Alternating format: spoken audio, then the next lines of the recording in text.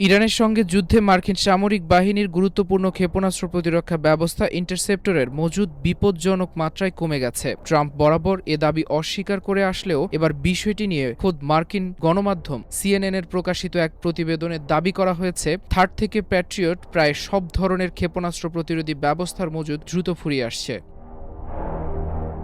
সিএনএনের প্রতিবেদনে জানানো হয়েছে, যুদ্ধ শুরু হওয়ার পর থেকে যুক্তরাষ্ট্র তাদের থার্ড অ্যান্টি ব্যালিস্টিক ক্ষেপণাস্ত্র প্রতিরক্ষা ব্যবস্থার যুদ্ধপূর্ব মজুদের প্রায় ৮০% এবং প্যাট্রিয়ট ইন্টারসেপ্টরের প্রায় ৫০% ব্যবহার করে ফেলেছে। এরও আগে একই সংবাদ মাধ্যম জানায়, সংঘাতের শুরুর দিকে টমাহক ক্ষেপণাস্ত্রের প্রায় ৩০% ব্যবহৃত হয়েছিল। অর্থাৎ যুদ্ধ দীর্ঘায়িত হওয়ার সঙ্গে সঙ্গে যুক্তরাষ্ট্রের গুরুত্বপূর্ণ প্রতিরক্ষা গোলাবারুদের উপর চাপ ক্রমেই বেড়েছে। প্রতিবেদন অনুযায়ী এই অস্ত্র সংকট ছিল অন্যতম কারণ, যার ভিত্তিতে প্রেসিডেন্ট ডোনাল্ড ট্রাম্পকে ইরানের বিরুদ্ধে পরিকল্পিত বড় ধরনের একটি সামরিক হামলা স্থগিত করার পরামর্শ দেন তার নিরাপত্তা উপদেষ্টারা। যদিও হোয়াইট হাউসের দাবি, হামলা স্থগিতের পেছনে মূল ভূমিকা ছিল সৌদি আরব সহ উপসাগরীয় দেশগুলোর কূটনৈতিক চাপ।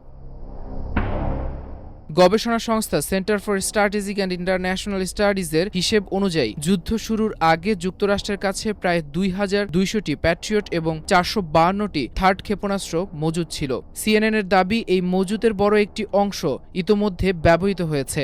একই ধরনের উদ্বেগের কথা উঠে এসেছে বার্তা সংস্থা রয়টার্সের এক প্রতিবেদনে। সেখানে বলা হয়েছে, যুক্তরাষ্ট্রের দূরপাল্লার নিখুঁত লক্ষ্যভেদী ক্ষেপণাস্ত্রের মজুদ কমে যাওয়ায় সামরিক পরিকল্পনায় নতুন করে হিসেব নিকেশ করতে হচ্ছে।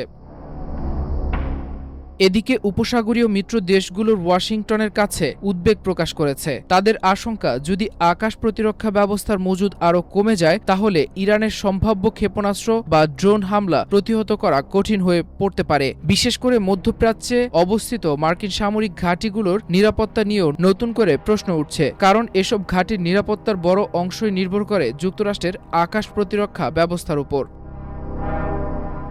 তবে এসব দাবি পুরোপুরি প্রত্যাখ্যান করেছে হোয়াইট হাউস।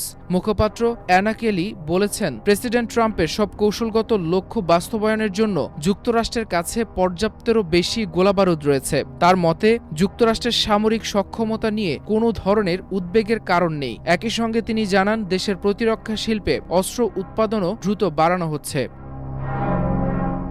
অন্যদিকে প্রেসিডেন্ট ডোনাল্ড ট্রাম্প নিজেও সামাজিক যোগাযোগ মাধ্যম ট্রুথ সোশ্যালে দেওয়া এক পোস্টে অস্ত্র সংকটের খবরকে সরাসরি অস্বীকার করেছেন। তিনি দাবি করেন, যুক্তরাষ্ট্রের কাছে এখনও বিপুল পরিমাণ অস্ত্র রয়েছে এবং প্রয়োজন অনুযায়ী নতুন অস্ত্র দ্রুত উৎপাদন করা হচ্ছে। শুধু তাই নয়, যেসব সূত্রের বরাত দিয়ে এ তথ্য গণমাধ্যমে প্রকাশ করা হয়েছে, তাদের খুঁজে বের করে আইনের আওতায় আনারও ঘোষণা দিয়েছেন তিনি। ট্রাম্পের ভাষায়, এসব তথ্য ফাঁস, রাষ্ট্রীয় নিরাপত্তার জন্য ক্ষতিকর এবং দায়ীদের বিরুদ্ধে কঠোর ব্যবস্থা নেওয়া হবে।